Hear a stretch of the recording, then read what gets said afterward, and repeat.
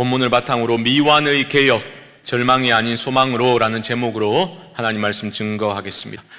혹시 교회는 항상 개혁되어야 한다라는 말을 들어보신 적이 있으십니까? 더 정확히 표현하면 개혁된 교회는 날마다 항상 개혁되어야 한다라는 말입니다. 이것은 16세기 종교개혁주의자들이 타락한 당시의 교회를 향해서 오직 믿음과 오직 은혜와 오직 성경을 외치면서 종교개혁을 단행할 때 그렇게 그 이후에 사용된 표현입니다. 그런데 이후의 교회사를 우리가 들여다보면요, 그 타락한 교회를 개혁하고자 했던 그 개혁의 주체들이 시간이 흘러가면서 개혁의 대상이 되어가는 그런 모습을 발견하게 됩니다. 그만큼 모든 인간은 연약하다라는 의미일 것입니다. 개혁을 부르짖던 이들이 그들 또한 타락하여 개혁의 대상이 되는 것이 우리 인간사의 모습이 아니겠는가? 우리의 죄성은 그렇게 쉽게 사라지지 않고 끈질기게 살아남아서 언제든지 하나님이 기뻐하는 방향과 정반대의 방향으로 우리를 끌어갈 수 있구나라는 것을 새삼 깨닫게 되는 것입니다. 왜 이런 말씀을 드리는가 하면 느헤미야서는 단순히 무너진 성벽을 재건하는 이야기 이상이기 때문입니다. 하나님 나라의 백성으로 새롭게 회복되는 이야기이고 개혁이라는 거죠. 공동체의 개혁의 이야기입니다. 그런데 오늘 다루게 될 본문 느헤미야의 마지막 장에 이르러서 우리는 당혹감과 실망감을 갖기 쉽습니다. 왜냐하면 차라리 그냥 12장으로 마무리가 되었더라면 얼마나 좋았을까, 그런 생각을 하기 쉽다라는 거죠. 왜 그런가 하면 12장에서는 예루살렘에 충만한 기쁨이 임하는 것으로 마무리가 되었지 않습니까? 12장 43절 말씀 다시 한번 보여주시면요, 이렇게 말합니다. 이날에 무리가 큰 제사를 드리고 심히 즐거워하였으니 이는 하나님이 크게 즐거워하게 하셨음이라. 부녀와 어린아이도 즐거워하였으므로 예루살렘이 즐거워하는 소리가 멀리 들렸느니라. 얼마나 감격적인 모습입니까? 백성들이 헌신을 하였습니다. 그때 이 즐거움이라는 것은 기쁨이라 했지요. 반복적으로 기쁨이 3번이나 등장하고 있다는 것은 백성들이 하나님께 헌신하였을 때에 신적인 기쁨이 공동체에 임하게 되었다라는 것을 보여주고 있는 것입니다. 하나님의 임재와 하나님의 통치가 회복되고 그 안에서 즐거워하고 기뻐하는 그 소리가 저 멀리서까지 들릴 정도로 충만한 기쁨의 상태, 그것이 12장이 우리에게 알려주는 내용이다라는 거죠. 그렇게 마무리되면 얼마나 좋습니까? 그런데 13장으로 넘어가게 되면 우리는 도대체 이게 무슨 일인가 깜짝 놀랄 수밖에 없는 매우 불미스러운 사건을 우리가 보게 되는 거죠. 13장 4절 말씀 한번 보여주시죠. 이렇게 말합니다. 이전에 우리 하나님의 전의 방을 맡은 제사장 엘리야십이 도비야와 연락이 있었으므로. 이놈의 도비야는 잊을만 하면 또 나타나곤 했습니다. 도비야가 누굽니까?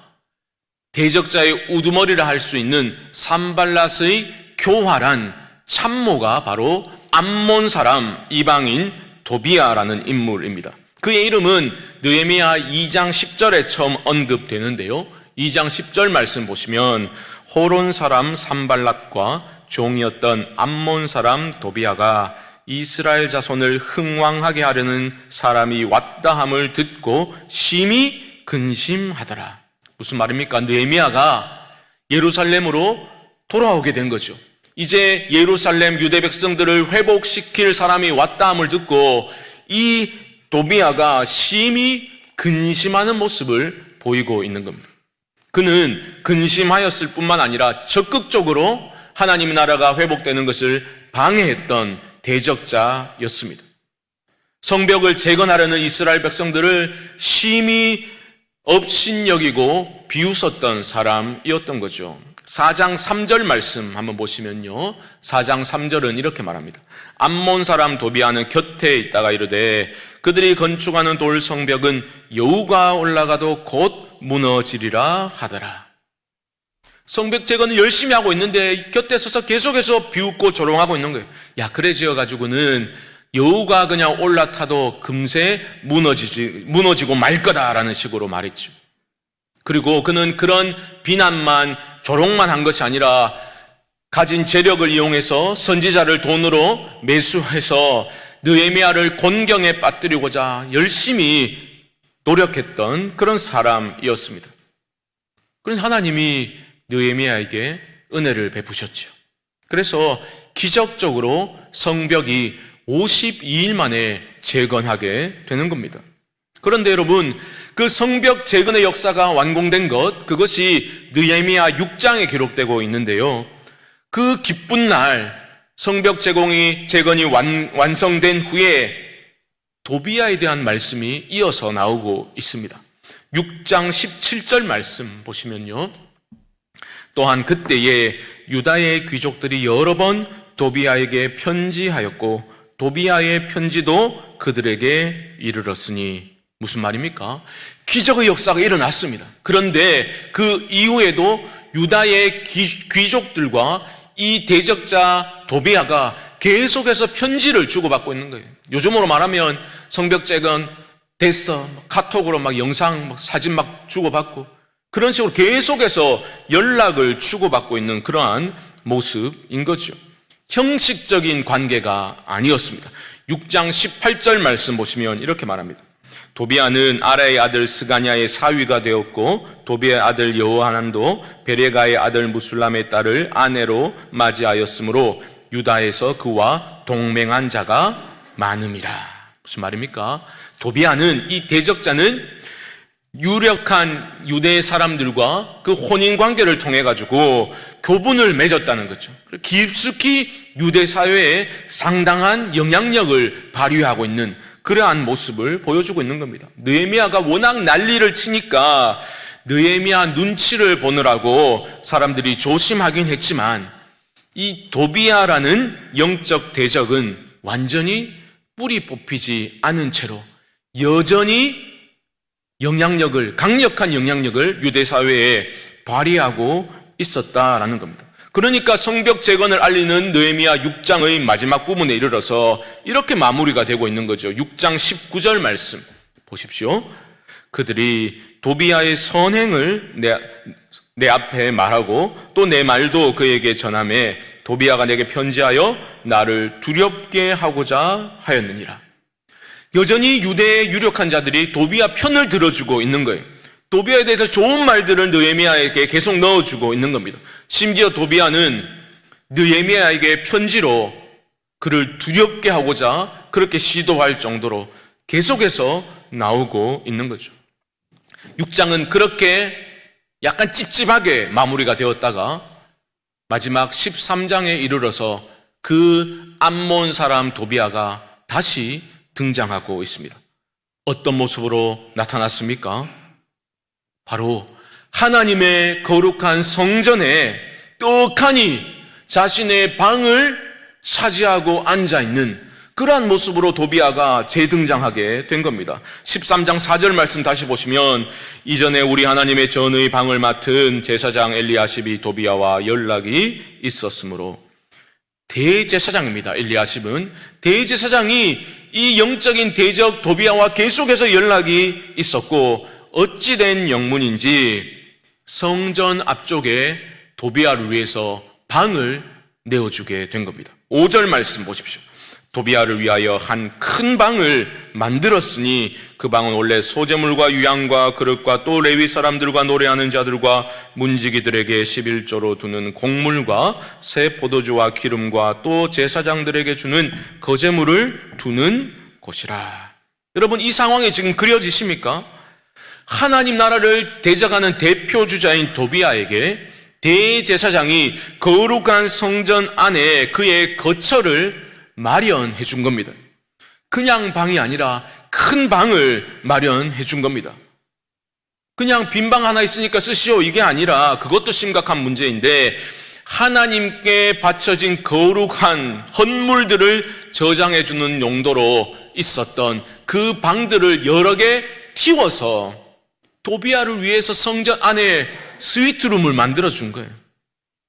그럼 어떻게 이런 일이 일어날 수가 있습니까? 이게 더 충격적인 것은 13장 1절로 3절 말씀을 보면 이스라엘 백성들이 개혁을 단행하는 모습을 기록하고 있기 때문인데요. 13장 1절 한번 보시죠. 이렇게 말합니다. 그날 모세의 책을 낭독하여 백성에게 들렸는데 그 책에 기록하기를 암몬 사람과 모압 사람은 영원히 하나님의 총회에 들어오지 못하리니. 잘 보십시오. 12장에서 성벽 봉헌 예배를 기쁨으로 드렸지요. 그들은 오늘 예배 잘 드렸다. 좋았어. 예배 좋았어. 그래도 돌아간 게 아니라 그 이후에 말씀에 더욱 집중하게 되었습니다. 하나님의 말씀을 더 듣게 된 거예요. 그러니까 모세의 율법책에 기록되기를 암몬 사람과 모압 사람은 하나님의 백성들을 그렇게 괴롭히고 회방 놓았기 때문에 하나님의 총회에 결코 들어올 수 없다라는 말씀이 그들에게 찔림으로 다가왔던 겁니다. 하나님과 상관없이 살아갈 때는 그 말씀이 불편하지 않았어요. 그런데 이제 은혜를 받고 참된 기쁨을 누리게 되자 하나님의 말씀이 크게 들렸던 겁니다. 그래서 그들은 이게 하나님의 말씀인데 우리가 왜 이 말씀을 지키지 않고 살았던가 개혁을 단행하게 된 겁니다. 13장 3절 말씀 보십시오. 이렇게 말합니다. 백성이 이 율법을 듣고 곧 섞인 무리를 이스라엘 가운데에서 모두 분리하였느니라. 개혁을 단행한 거예요. 이방인들과 분리하는 그러한 실천을 한 겁니다. 그게 3절까지의 말씀인데 갑자기 4절 이하의 말씀에서 무슨 일이 일어났다고요? 암몬 사람 도비아가 성전에 방을 차지하고 앉아있는 그런 모습이 나오고 있으니 얼마나 충격적입니까?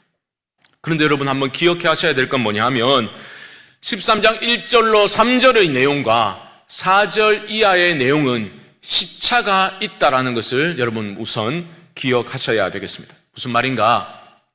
느헤미야 1장 1절에 기록된 걸 보면 느헤미야가 예루살렘에 귀환한 때는 아닥사스다 왕 20년입니다. 그리고 오늘 본문에서는 아닥사스다 왕 32년이라고 나와 있죠.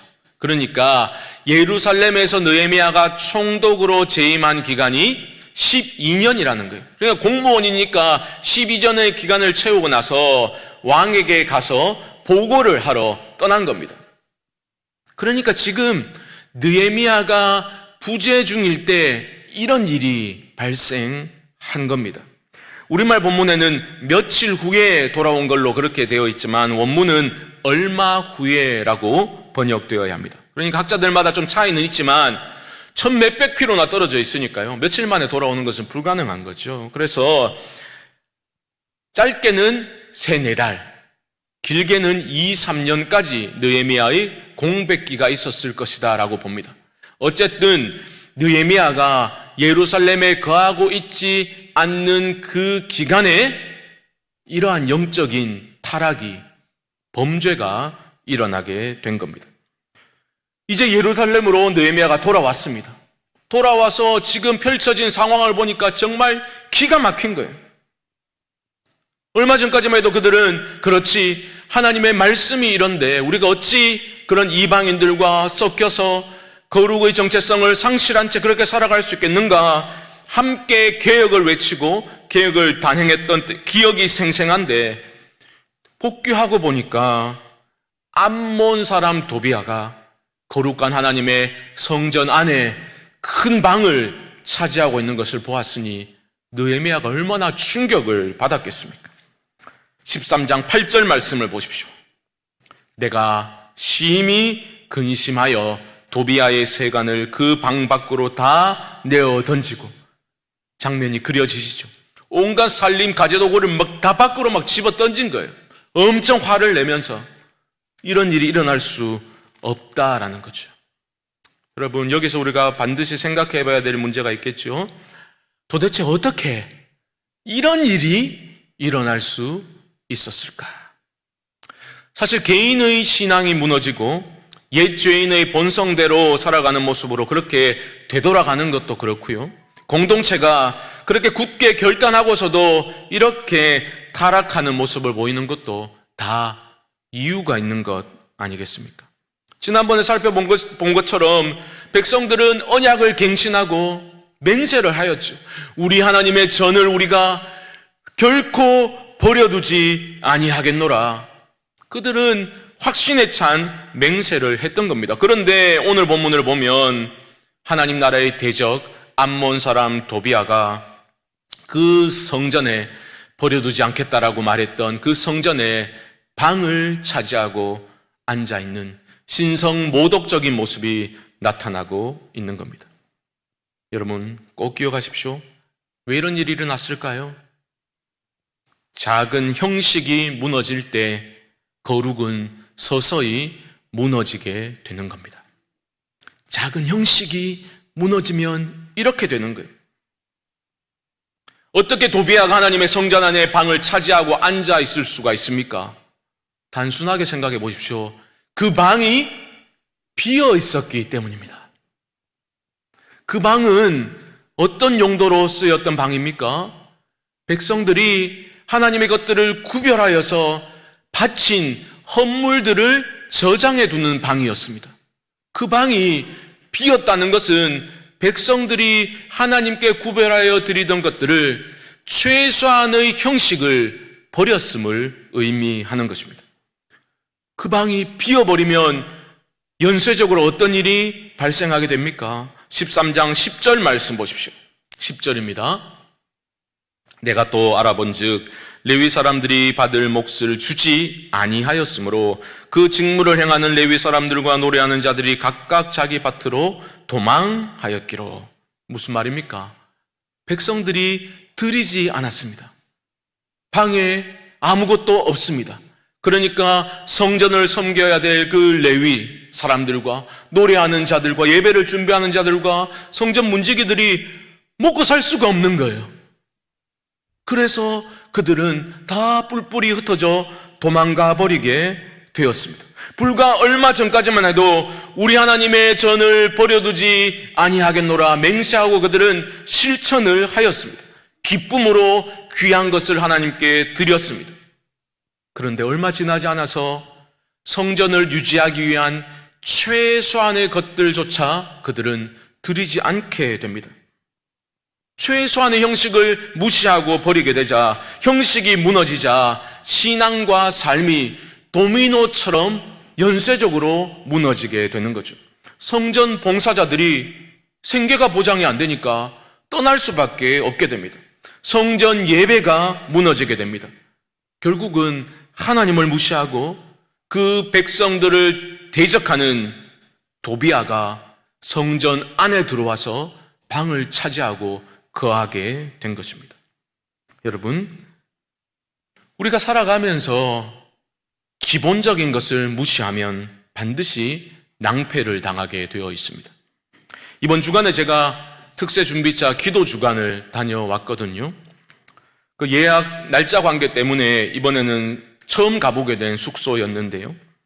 첫날을 월요일 밤에 다 마무리하고 이제 자려고 누웠는데 너무 추운 거예요. 와, 무슨 외풍이 이리 세단 말인가. 안 그래도 배도 고픈데 배고프고 추워가지고 얼마나 서럽든지. 이불을 막 머리까지 뒤집어 쓰고 막 이렇게 하다가 이리저리 뒤척였어요. 잠을 설쳤습니다. 그 다음날 일어났습니다. 그래서 이제 커튼을 딱 젖히니까 불사. 제가 입실하자마자 환기시킨다고 창문을 열어둬 놓고 그냥 커튼을 그대로 닫은 거예요. 큰 창문을 제가 닫았는데 작은 창문은 제가 열었는지조차 기억조차 안 나는 거예요. 나이 50이 넘으니까 자꾸 제가 안 하던 짓을 하기 시작. 창문을 안 닫아놓고 외풍이 너무 세다고 집을 뭐 이렇게 지었냐고 불평했던 거죠. 여러분, 기본적인 형식을 점검하고 지키는 것은 정말 중요합니다. 이스라엘 백성들이 지금 넘어졌잖아요. 그 모습을 보면서 우리 자신의 신앙생활을 점검해 볼 필요가 있습니다.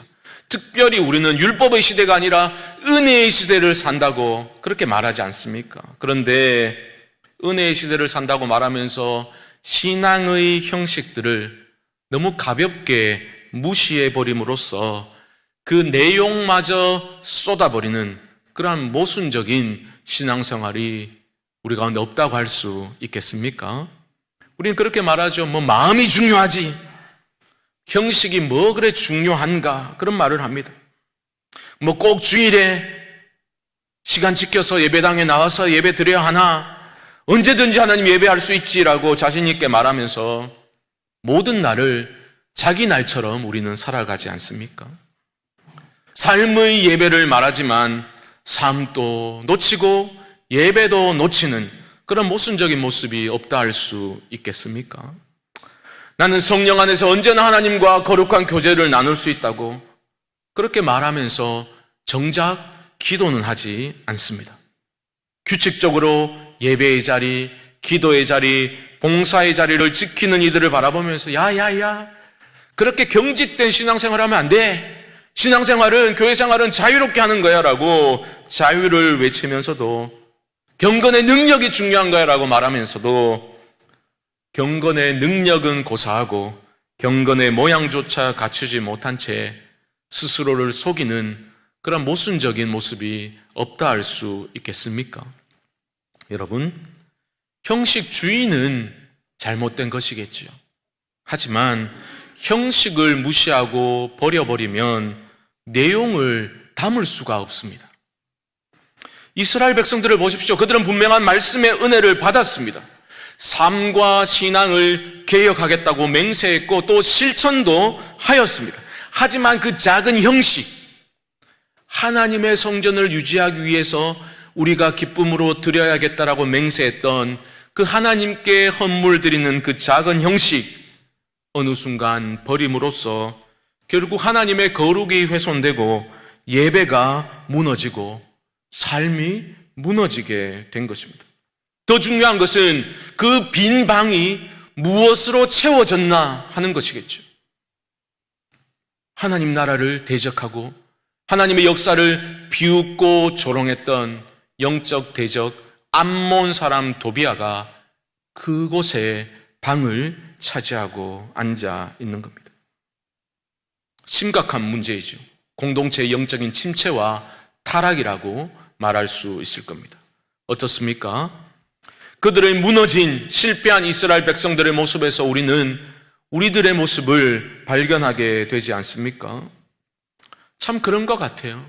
우리가 영적인 침체기를 보내다가 하나님이 말씀의 은혜를 주셔서 우리의 굳어진 마음이 말씀으로 기경되고 깨어져서 깨달음과 회개에 이르게 되는 그 과정은 너무나 힘들고 너무나 오래 걸리는데 우리가 옛사람의 본성대로 죄악된 삶으로 되돌아가는 것은 너무 쉽고 빠르게 진행되는 것 같지 않습니까? 우리의 연약함을 인정해야 되겠지만 우리의 무너짐을, 우리의 영적인 침체와 실패를 너무 당연하게 여기면 안 되지 않겠습니까? 도비아가 들어와서 성전의 방을 차지하기까지 충분히 막을 기회가 있었다는 것을 여러분 기억하셔야 되겠습니다. 마찬가지입니다. 성전된 우리 삶에도 우리 몸에도 도비아가 들어와서 우리 마음의 방을 차지하고 앉아 있을 수 있는 거죠. 여러분, 느헤미야 13장 마지막 장은 느헤미야가 그야말로 모든 것을 쏟아부었던 이스라엘의 회복과 개혁의 운동이 미완의 개혁으로 남겨진 것을 우리에게 있는 그대로 보여주고 있습니다. 우리는 다음 시간에 느헤미야가 이 무너진 공동체를 어떻게 다시 한번 개혁을 단행하게 되는지를 살펴볼 것이고, 궁극적으로 그리스도 안에서 참된 소망이 무엇인지를 마지막 시간에 살펴보게 되겠지만, 오늘은 여러분 이 한 가지를 놓치지 마시면 좋겠습니다. 아무리 좋은 생각과 결단과 내용도 담을 그릇인 형식이 필요한 겁니다. 형식을 무시하고 버리면 안 됩니다. 이스라엘 백성들의 비장한 각오와 결단이 있었죠. 우리가 우리 하나님의 전을 버려두지 아니하리라. 결코 깨어질 것 같지 않은 공고한 맹세와 결단이었습니다. 하지만 그러한 공고한 결단도 한 명, 두 명씩 하나님을 위한 최소한의 헌신이라는 형식을 가볍게 여기고 지키지 않음으로써 서서히 금이 가기 시작하고 결국은 허물어지게 되었던 겁니다. 형식을 가볍게 무시하고 버림으로써 내용을 다 쏟아버리게 된 겁니다. 그런데 우리는 어떻게 불평합니까? 내가 형식을 무너뜨려 놓고 왜 내 삶에 기쁨이 없냐고 우리는 불평합니다.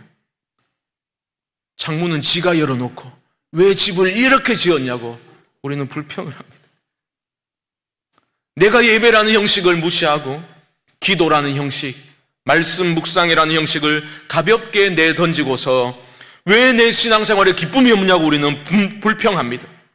하나님의 은혜와 사랑이 전혀 와닿지 않는다고 불만을 토로합니다. 왜 하나님은 내 삶을 하나님의 강력한 말씀의 은혜로 인도하시지 않느냐고 우리는 분을 바랍니다.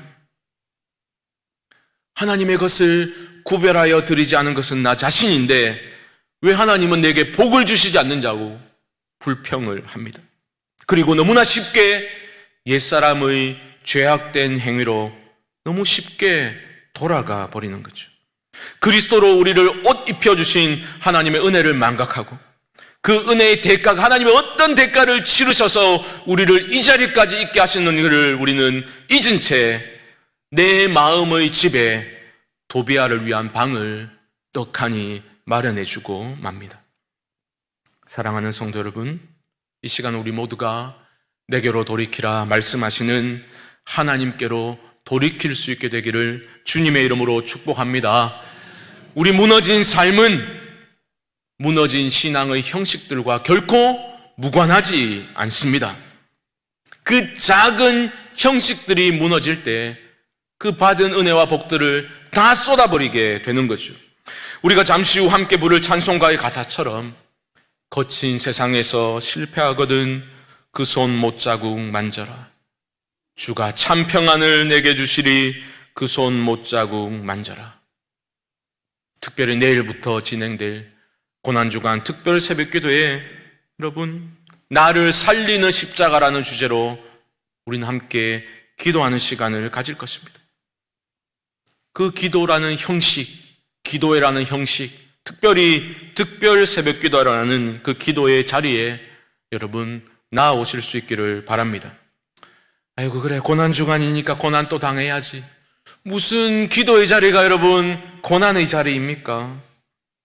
기도의 그 자리에서 십자가의 그리스도를 우리가 붙들 때 우리의 심령이 살아난 역사가 일어나게 될 줄 믿습니다. 무너진 신앙의 형식들을 다시 세우셔야 합니다. 다른 어떤 핑곗거리를 찾기에 앞서서 내가 정말 하나님보다 더 앞세웠던 것이 무엇인가? 하나님보다 더 의지하고 하나님보다 더 사랑했던 것들이 무엇인지를 여러분 분명히 확인하고서 다시 한번 하나님을 경외하고 하나님을 가까이 하고 하나님의 임재 가운데 살아가기를 원하는 마음으로 무너진 형식을 다시 세움으로써 참된 회복의 은혜를 누리는 우리 모두가 될 수 있기를 주님의 이름으로 간절히 축원드립니다.